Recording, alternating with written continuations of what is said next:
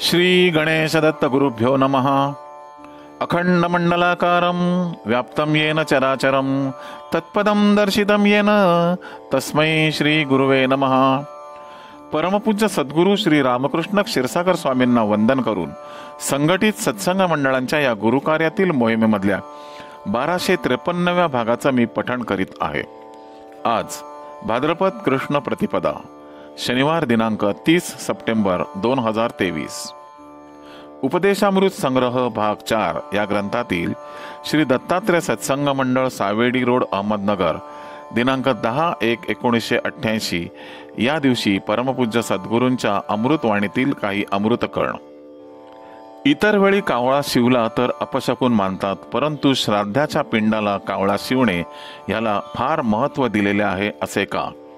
या प्रश्नाचा खुलासा करताना परमपूज्य सद्गुरू श्री रामकृष्ण क्षीरसागर स्वामी आपल्या प्रासादिक वाणीतून उत्तरार्धात म्हणतात, गेलेल्या बहुसंख्य माणसांचे जीव अन्नात अडकलेले असतात व अन्न ग्रहण केल्याने तृप्त होतात, म्हणून 12व्या किंवा 13व्या दिवशी मुद्दाम पिंडदान करण्याची पद्धत आहे।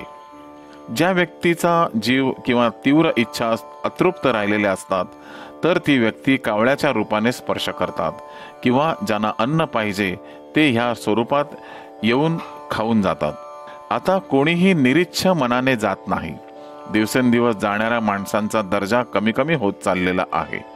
पिंडाला कावळा शिवला की गेलेला मुक्त होतो अशी सामान्य लोकांची कल्पना असते, परंतु मुक्त होणे इतके सोपे काम नाही। दर्जा खालावल्यामुळे वाईट स्थिती येईल। मिळवलेले मोठ्या मुलाला देऊ नये। पुष्कळ ठिकाणी बापाचे व मुलाचे सहसा पटत नाही, नेहमी खटके उडतात। थोरल्या मुलाला संपत्ती देऊ नये, धाकट्याला द्यावी, किंवा थोरल्याला फक्त मुलीच आहेत, ह्याला मुलगा नाही, वंशाचा दिवा नाही म्हणून त्याला देऊ नये। अशा रीतीने संपत्ती वाटणी करता बापाचा जीव शेवटच्या घटकेला संपत्तीत अडकलेला असतो।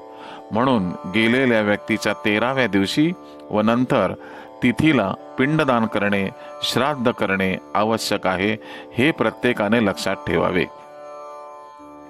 पुढील प्रश्न आहे, रुद्राभिषेकाचा सामान्य माणसांना जीवनात कसा उपयोग होतो? परमपूज्य महाराजांनी खुलासा केला, पुष्कळ लोकांना जीवनात अडथळे येतात व प्रगती होत नाही। संकट का येतात यांचं उत्तर सापडत नाही। अशा वेळेला सर्वात सोपा उपाय म्हणजे रुद्राभिषेक करणं। त्रिपिंडी श्राद्ध केल्याने गेलेल्या व्यक्तींना गती मिळते हे खरे असले तरी रुद्राभिषेक करणं हा त्यापेक्षाही जास्त चांगला उपाय आहे। हे केले की कोणतेही अडथळे राहत नाहीत। हे सर्व ब्राह्मणांकडून करून घ्यावे लागते। रुद्र ऐकणे योग्य ब्राह्मणाकडून म्हणवून घेणं पुण्यकारक आहे। तुमच्या जीवनात ज्या ज्या वेळी अडचणी येतील तेव्हा हे उपाय करीत जा। प्रत्येक माणसाची आमच्याशी भेट होईलच असं नाही। रुद्राभिषेक कुठेही केव्हाही केला तरी चालतो म्हणणाराची योग्यता असावी लागते। आजकाल जे चांगले व जाणकार भिक्षुक आहेत त्यांची संख्या कमी आहे। जे ज्ञानवंत आहेत ते कधीही पैशाच्या मागे लागत नाहीत। ज्यांना ज्ञान प्राप्त झालेले नसते ते घरोघरी हिंडतात। रुद्राभिषेक घरात बाहेर कुठेही केव्हाही क्षेत्राच्या ठिकाणी केले तरी चालेल। हे अगोदर ठरवून करावे।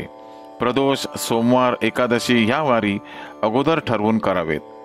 तुम्हाला लिहिता वाचता येत असले तरी रुद्र वगैरे धार्मिक कार्य तुम्ही घरगुती स्वतंत्ररित्या करता येणार नाही, त्याचे फळ मिळणार नाही। हे सर्व जाणकाराकडूनच करून घ्यावे लागते, कारण रुद्र म्हणण्याच्या विशिष्ट लय व पद्धती आहेत, त्याप्रमाणे उच्चार करावे लागतात। परमेश्वराने ही परंपरा ब्राह्मणाकडे दिलेली आहे। ब्राह्मण नेहमी याचक ठेवलेले आहेत। याचक म्हणजे नेहमी इच्छा करणारे। जाणकार लोक इतके श्रेष्ठ असतात की हे लोक मुद्दाम बोलवल्याशिवाय येणार नाहीत। न बोलवता समोरून कधीही येत नाहीत। तुमच्या सवडीप्रमाणे महिन्यातून वरीलपैकी कोणताही एक दिवस ठरवा। कोणीही केल्याशिवाय राहू नका। तुम्हाला ह्याचा हमखास फायदा होईल। रुद्र आवर्तन ऐकल्याने प्रत्यक्ष व अप्रत्यक्ष पुष्कळ फायदे होतात। रुद्र आवर्तने ऐकल्याने कालांतराने मनोविकार कमी होतात. ऑफिसमध्ये बसून किंवा घरात बाहेर काही कारण नसताना हातवारे करणं, मनाशी पुटपुटणं, ऑफिसमध्ये बसल्या बसल्या दातावर पेन्सिल आपटणं, हे सर्व सूक्ष्म मनोविकाराचे प्रकार आहेत. वेड्यांच्या हॉस्पिटलमध्ये जाऊन इलाज करणं म्हणजेच मनोविकार सिद्ध होतो असं नव्हे. इतरही मनोविकारांची काही लक्षणे आहेत. काही लोक दर्शनासाठी येतात, समोर चटईवर बसतात, काही कारण नसताना चटईतील एक एक सळी बाहेर काढतात. काही लोक घरी सामान आणल्यानंतर पुड्यांचा फेकून दिलेल्या वर्तमानपत्राचा कागद वाचत बसतात. इतर वेळी हे लोक कधीही वर्तमानपत्र वाचत नाहीत, परंतु पुड्यांचा कागद अगदी काळजीपूर्वक वाचताना दिसतात. एकाच गोष्टीचा पुन्हा पुन्हा विचार करणे किंवा पुन्हा पुन्हा उच्चार करणे, फोनोची पिन अडकल्यानंतर रेकॉर्डचा तोच भाग पुन्हा पुन्हा वाजण्यासारखा प्रकार घडणे, हे सर्व सूक्ष्म मनोविकाराचे प्रकार आहेत. या सूक्ष्म मनोविकाराची योग्य वेळी दखल घेतली नाही तर पुढे पुढे वाढत जातात व मनोविकार मोठे होतात. नंतर हॉस्पिटलची जरूर पडते.